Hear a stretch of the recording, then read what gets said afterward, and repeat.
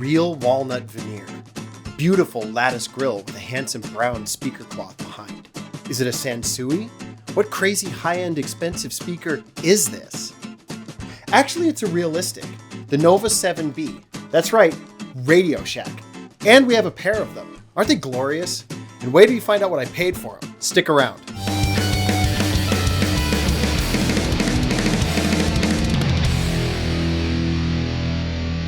This is a pair of realistic Nova 7B speakers from the mid-70s. If you remember a couple of videos ago, I covered the realistic STA-77 receiver amplifier from 1976. When Radio Shack was marketing their receivers, they were doing suggested pairings with their various speakers. These two were the exact model that Radio Shack was suggesting to pair with that amp. I'm pretty sure I said this before, but that amp and these speakers were not bought at the same time or from the same estate sale. It's just luck that I happen to have both. They're a 3-way, 8-ohm, very flat, very neutral speaker set. Surprisingly good sound quality for Radio Shack, and if you ask me, quite a fine enclosure as well. Now, just to be clear, I'm not going to spend this whole video gushing about how great these are, and I'm not trying to claim that I found some secret that the audiophile brands don't want you to know about. What I am going to say is these speakers are pretty good for their price. The original price was $119.50, which would have been around $650 in today's money, but I didn't pay that. I paid, ready? $4. These were in pretty good cosmetic condition when I got them about a year or so ago. The only thing they needed was a little bit of TLC on the wood, which I'll talk about in a minute. Everything else was pretty good, and the corners were not split, which I find so often. They referred to these as decorator speakers. On the front, the lattice is a simulated wood grain, but it's actually plastic. They've embedded the realistic logo into the lattice itself. Behind it is a matching brown grill cloth, and all of that is held in place by 4 little wood screws that are hidden in the corners. We'll be removing those in a little bit. If you spin it around to the back, you can see the hookups. You've got 2 screw terminals with flathead slots. We know how I feel about that. There's also a single RCA jack, which gives you 2 different ways to hook these up to your amp. Above that is a switch labeled HF compensation. What they intended there was to adjust the high frequencies for rooms that are more acoustically live or dead. For first-timers, the terms alive and dead refer to how much echo or reverb is present in your room. The more noticeable the reverb, the more alive it is. That switch allows you to tune the acoustic profile of the speaker output to sound right in whatever type of listening space you're in, whether that's a bathroom or the lobby of Adornment Tattoo in Palm Springs. Now that switch seems like it would be just a filter that's off on a little bit or on a lot, but that's not the case. According to what I found online, because I don't have a manual for these, normal is the signal as intended, high emphasizes the high frequencies, and low emphasizes the lows, but does so by instead dialing the highs back, or at least that's what it looked like is going on. Now, I haven't been able to find what room type they intended the settings to correspond to. I did, however, test these in my living room against my other speakers. It's admittedly pretty echoey in there, and the speakers seem to sound best on the normal setting. So as far as that HF compensation switch goes, I think your best bet is to just try all 3 settings and decide which one sounds best to your ear, because at the end of the day, you're the one who's going to be listening to it anyway. When we take the speaker grills off, we can see the 3 cones that it has. You have a big 10-inch woofer at the bottom with a rubber surround. A lot of similarly priced low to mid-range speakers tend to use a foam surround that completely rots away after a while, but these have a well-deserved reputation of never rotting. I'm also intrigued by this stony texture in the center of the cone. Does anybody know what that's for? Let me know in the comments. The mid and high drivers are matching 3-inch cones with aluminum voice coils. The electronics inside, which are called the crossover circuit, splits the frequencies into mids and highs and distributes them among the 2, effectively turning the top one into a tweeter. That crossover, of course, also sends the lows to the woofer, in case that wasn't clear. According to the brochures, the Nova 7B has a frequency range of 20 to 20,000 Hz, and I'll be honest, it can handle some volume without sounding bad. Plus, I'm sure it doesn't hurt that I'm hearing it with Radio Shack's recommended amplifier. Now here's the fun part. I want to open these up, But before I do, I'm going to don some PPE.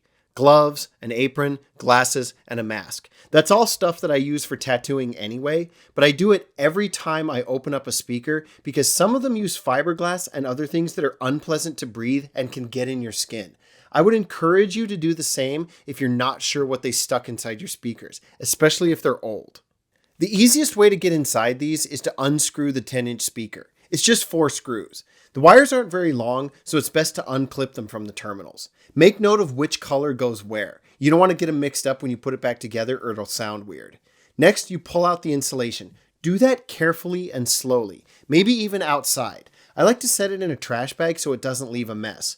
Once that's out, you can see the circuitry in the back.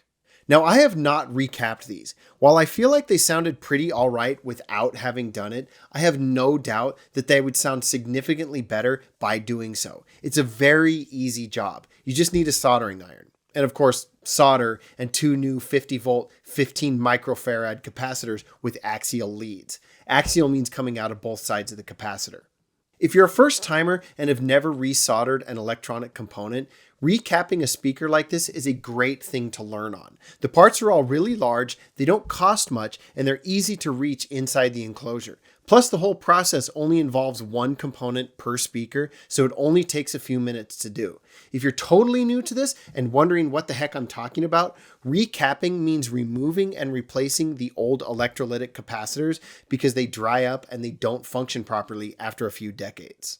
The HF combination switch in the back works by routing the higher frequency signal through a single 2 ohm resistor, no resistor, or the 2 and an additional 6 ohm resistor, making 8 total. Those either increase or decrease the volume of the higher frequencies. It's actually pretty simple in concept. The resistors are these large black components here. Before I put the grill and everything back together, I want to talk about the actual wood itself, the walnut veneer. Like any older piece of exposed wood furniture, it will dry out and discolor and get scratched and everything else. Now, I have to emphasize, this is not a sponsorship, but there are 2 products that I use that I really like for restoring the wood to its former glory. Old English Scratch Cover and Scott's Liquid Gold. The Old English comes in light and dark versions. I use the light one most of the time, and the Scott's is a great general wood polish. Both are just as important to me as a screwdriver and a soldering iron for working on this kind of stuff. With all that said, I'm going to stuff all the fluff back into the speaker box because I want to play these for you. But I'm going to warn you in advance, the sound quality is not going to come through with the equipment that I have. My buddy Andrew over at Mandrew Music was saying that he could set me up with a calibrated microphone so that you could actually hear what I'm hearing. But I haven't got the money for that right now. So we're just going to have to make do with what's here. That said, let's play the speakers.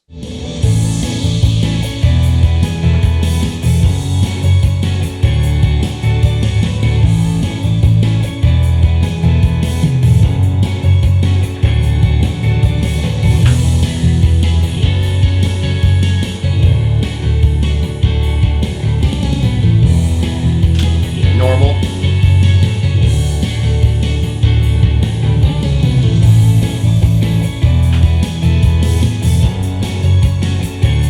Hopefully that came across at least to some degree. They sound a lot better in person than they do on any recording. That's mostly my fault because I don't have the right mics to do this kind of thing. Hopefully that will change in the not too distant future.